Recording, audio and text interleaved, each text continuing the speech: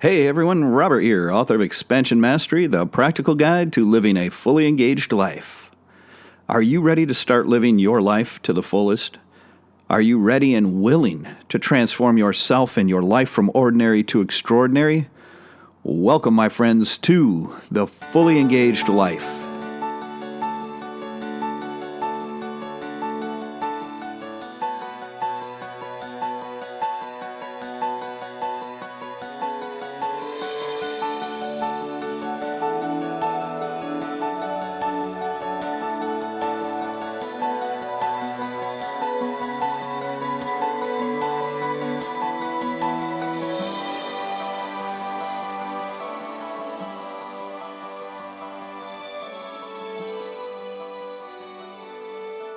Welcome back to the show, everyone. With just a few days to go until Thanksgiving, for those of us in the U.S., I thought I would find a special practice, something really enjoyable and fitting for the holiday. So whether you practice Thanksgiving where you are or not, doesn't make any difference. You can still enjoy this practice. This is one of those practices that seems rather simple on the surface of it, but is rich with benefit. It's also one that I've worked on lately with a few students, and I think you might find this equally beneficial. It's a fantastic way to begin practicing the basics of mindfulness. It's also very relaxing and incredibly tasty. Yes, you heard correctly. It can be delicious if you do it correctly. Now, as for all of the benefits of this practice, I will detail those at the very end of the practice because I don't want you to get too caught up in trying to do something, as that will end up defeating the purpose of the actual exercise itself. I would like you, if you can, to do your best to actually be with the practice. Don't try to do anything with the practice. Just be with the practice. This is an essential point. So this is going to be a tea practice. So I would like you to go get your favorite tea, one that you really enjoy, and I would like you to begin to make that tea. Make it in whatever pot. Try to do a pot if you can. If not, a cup is fine, but a pot is better so that you have some time to spend with this. Now, naturally, I prefer Japanese and Chinese teas, but you can use whatever type of tea that you prefer. Okay, so you're going to prepare your tea, and then while it is steeping, you will prepare for the practice. So you want to make sure you have somewhere where you can sit. If this is your dining room table, that's fine. If you have a tea room, that's absolutely perfect. Even if it happens to be your favorite chair situated next to the fireplace, that's fine. Wherever you have where you're going to feel comfortable and enjoy that space. Now, for this practice, you need to put your phone in another room. Yes, I know that's going to be challenging for all of you phone junkies. Put it in another room. Don't just put it down because then your mind is still going to go to it. The temptation is there. Do yourself a favor and set it aside. With this, we want no distractions, no forms of entertainment, unless you want a little light music in the background. That's fine. But the silence is even better. No speaking to anyone else throughout the entire practice. That means children, pets, friends, spouse, whatever. This is a solitary practice. We want to take time to just be and to be with this practice. All right, are you still with me? That's the hard part. If you're a phone junkie, that's the hard part. If you can actually set everything up and set things aside so that there are no distractions and no extraneous forms of entertainment, then you can truly succeed with this amazingly enjoyable practice. Okay, as the tea continues to steep, sit quietly and get comfortable. Here's a couple things we're going to do. Take a few deep abdominal breaths and relax. Then you're going to place your awareness on the top of your head. We're going to inhale, and with the exhalation, we are going to feel and envision all of the stress, anxiety, and excess energy that has gathered in the head and upper body. What we're going to do is we're going to allow that to drain down through the body with each exhalation. If you happen to be sitting in a chair, then you want to envision this going all the way down through your feet. So your feet need to be flat on the floor, and it drains right out of your feet into the floor. If you are seated on a cushion or just sitting on tatami or something, then it just goes down through your seat into the floor.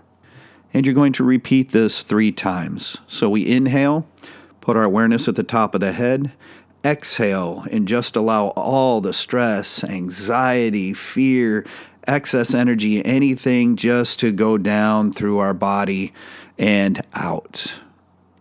And then you're going to inhale, put your awareness back on the top of the head, and exhale and let it drain all the way out once more. And then you're going to repeat that a 3rd time. This is just a wonderful way to cleanse yourself of all of the negative things that we don't need in order to better relax and center ourselves and prepare for this fantastic practice. Next, we're going to take just a few moments to sit and become as still as possible. We want our body to become still, our thoughts to settle, and our emotions to become settled as well. We want to just be. We're going to allow each moment to unfold naturally and arise as it will with our full acceptance. Okay? Ready? Here we go. Now, pour yourself a cup of that delicious, soothing tea as we begin the first phase of this practice. All right. The first thing we're going to do is we are going to pick up that cup of tea and look at the tea. Really look at the tea. How would you describe the color of that tea? Perhaps if you had to describe it to someone who has never seen tea or had tea, how would you describe the color of that tea? Throughout this exercise, make sure that you are describing the tea itself. We are not describing the effect it has on your body or mind. It's not about us. It's about the tea. Be as poetic and descriptive as you can with your descriptions. Don't simply say something like, oh, it's green or it's brown. Use a more distinct way to describe it, offering a more concise description. For instance, if I have green tea, I won't say simply that it's green. That's a very superficial assessment, right? It's very basic. I might say something like it's a light jade green color, just to give it more life, to go more deeply into the description. So this is the first step. How would you describe the color of your tea? Second step, smell the tea. Enjoy the aroma of your tea. Take a moment to truly smell it. This is one that I really enjoy since regaining a great deal of my sense of smell. I went so many years of my life without being able to smell much at all. When I get a nice hot cup of tea in my hand, I make sure I take the time to actually enjoy the aroma of that tea. How would you describe the aroma of your tea? As an added bonus to this part, I would like to share that my wife masterfully pairs various types of incense with our tea. For instance, if we're drinking a high-grade gyokuro green tea, she might pair it with a particular incense we picked up from one of the temples in Japan, perhaps a nice aloes wood. This just enhances our ability to enjoy this cup of tea by having it paired with a fantastic incense. Just be careful not to allow the smoke of the incense to get too close to the cup of tea or the pot of tea, as it can taint the flavor of the tea. Be mindful of the direction of the incense smoke. But this can really add to the experience. I know it does for us. So if you had to describe the smell of the tea itself, what does it smell like? The third step, and the one you've been waiting for, taste the tea. This is perhaps the best part of all, right? We get to taste it. Take the time to truly taste it. Savor it. Don't just gulp it down. When was the last time you can recall slowing down enough to mindfully taste something you ate or drank? How would you describe the subtle layers of flavor within the tea? Take a couple sips. Enjoy the flavor. The fourth step is to feel the tea. That's right. We're going to feel the tea in our mouth. What does it feel like when we take a drink and hold it in our mouth, moving it around with our tongue and our cheeks? How would you describe the feeling of the tea itself as it rests in your mouth before swallowing it? Make sure that you finish that cup of tea. Maybe even pour yourself another if you like, and take just a moment to review and enjoy how it looks, smells, tastes, and feels. After we have finished describing the tea, we enter into the second phase of this practice. As you gently pour yourself another cup, before you venture into that first sip, take a moment to ponder all of the ways in which this is a completely unique moment in time, never to be repeated. As you may have guessed by now, this phase will incorporate the traditional idea of Ichigo Ichie. After all, what would a tea practice of any kind be without the deep spiritual concept of Ichigo Ichie? If you're not clear what I'm referring to, here's a quick way to understand it. Ichigo Ichie is a common calligraphy that hangs in many traditional tea houses. Basically, it means one chance, one encounter. This refers to the fact that each moment is unique and never to be repeated again, ever. While you are drinking your tea, contemplate all the ways in which this moment is truly unique. Things that you will never experience again, certainly not in the same way. You could attempt to recreate it, but you cannot. This is your only chance to experience this encounter fully, mindfully, as it will never happen again. Sure, you'll have another cup of tea. Sure, you'll sit in the same chair. But it will never be that same moment. Once it has been lived, it is gone. Contemplate all of the ways in which this pot of tea, this cup of tea, will never be repeated. The tea will not be the exact same tea. The water will not be the exact same temperature. Look at how the tea varies from pour to pour.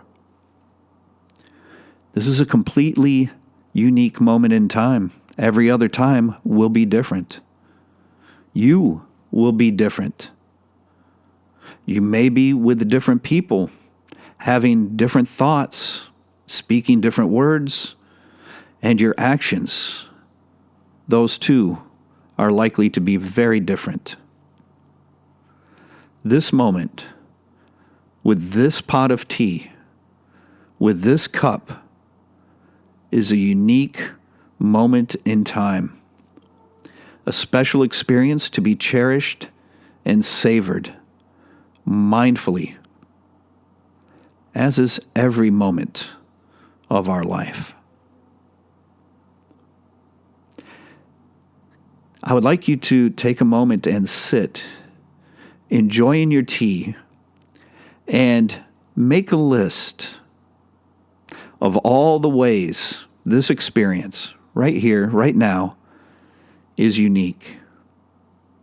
You should be able to easily arrive at 10 to 20 things on this list. After you have the list, take a moment to reflect upon how each one of those things on that list is only there for a brief moment of our lives. Yet, how often do we truly take the time to be mindful and connect deeply with our own life? This, right here, right now, is the time of your life.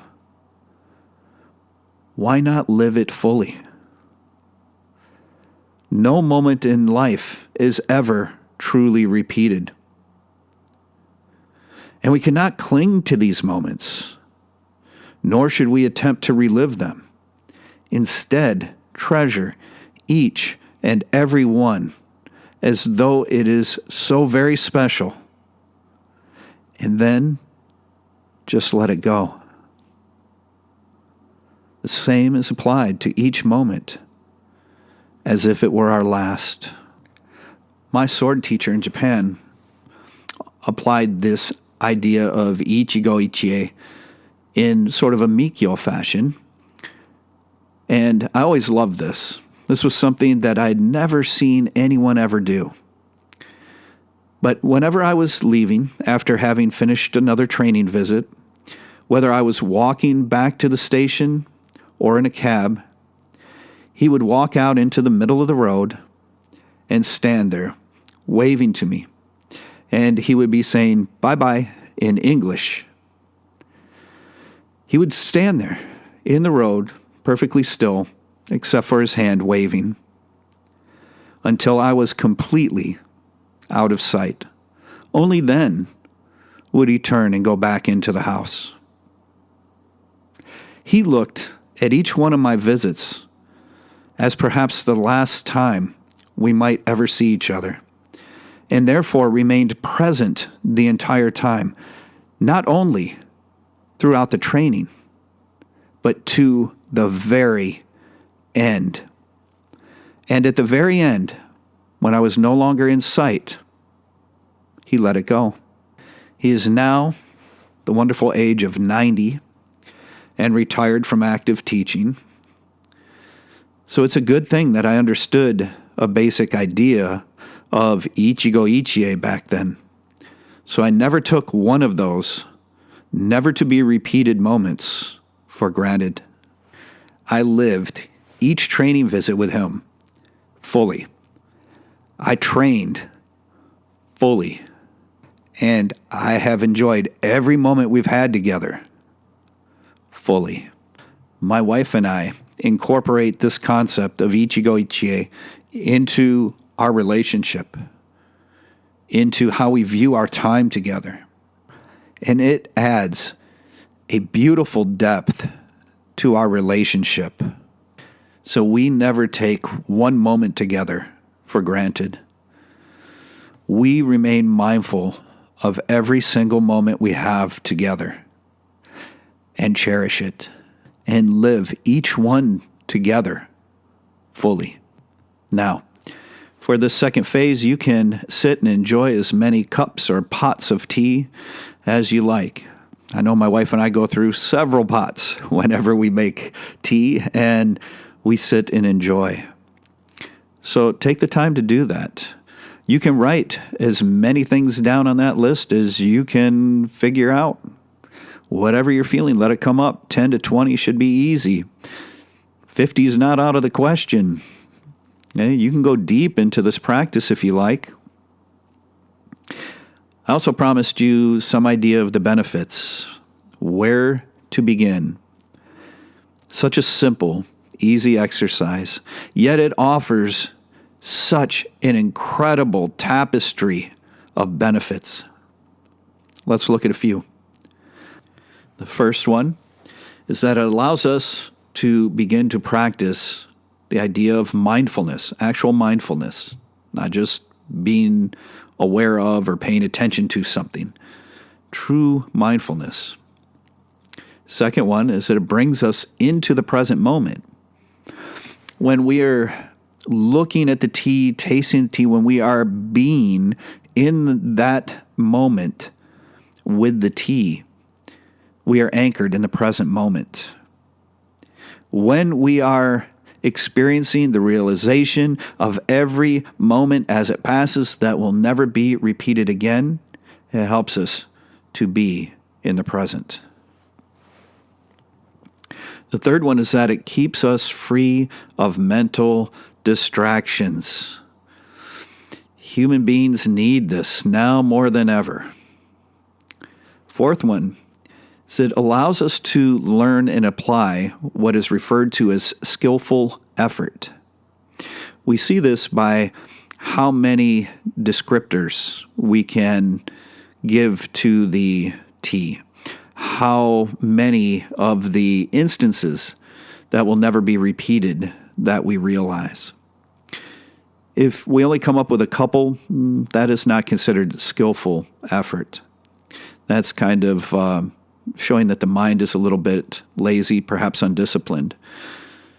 But if we get really into the practice, we apply skillful effort. The fifth is that we get a glimpse into what is referred to as shoshin. This is the beginner's mind. And the beginner's mind here is not just that we are open to a new experience as something new and different every time, which is very fitting, but it has an extra layer to it. It is through shoshin that we are able to go deeper into our experiences and discover more of the subtleties and depth of whatever experience we are engaging in. The sixth benefit is that it helps us to strengthen our mind by remaining focused on what we are doing. We are using the tea to maintain our focus. This helps our mind from wandering. The seventh is that we get to grasp the precious nature of each fleeting moment. The eighth, this is a way that you get to see what it means to live fully engaged. When you can do this, not only with tea, not only in a practice, but with every moment of your life, you are living fully engaged. The ninth is the healthiness of drinking good tea. If you are drinking a good tea and you prepare it correctly, it has tremendous health benefits. The 10th, this is a lesson in impermanence and non-attachment. Very important. The 11th, it is a lesson in allowing. The 12th, obviously here too, non-judgment. We are learning to describe the tea, but not being judgmental of that description. We are describing the tea the way it simply is. Not our opinion or our judgment, the way it is. Yes, our perception is present in order to go deep into that description, but we are not judging whether we like that color, dislike that color, like the scent, don't like the scent. It just simply is what it is, and we experience it as such. So there's a dozen. I could keep going, but there's a dozen just to give you a good idea. And through each one of those benefits, you can maybe tweak how you engage this practice to make sure those things are present. What a wonderful practice, huh? And one you could do every day. But darn it, that means we're going to have to drink tea every day. Lucky us, huh? Lucky us. So enjoy that cup or pot of tea. Enjoy every moment as it unfolds. And I hope, no matter where you are in the world, that you have a wonderful Thanksgiving. I hope that you are surrounded by friends, family, everyone you love, and those who love you. Remember, that Thanksgiving, that particular holiday this year, as with every other, will be unique and never, ever repeated. Cherish it. And most of all, live it to the fullest. Be fully engaged. Please remember to visit me at www.expansionmastery.com. Check everything out there on the website.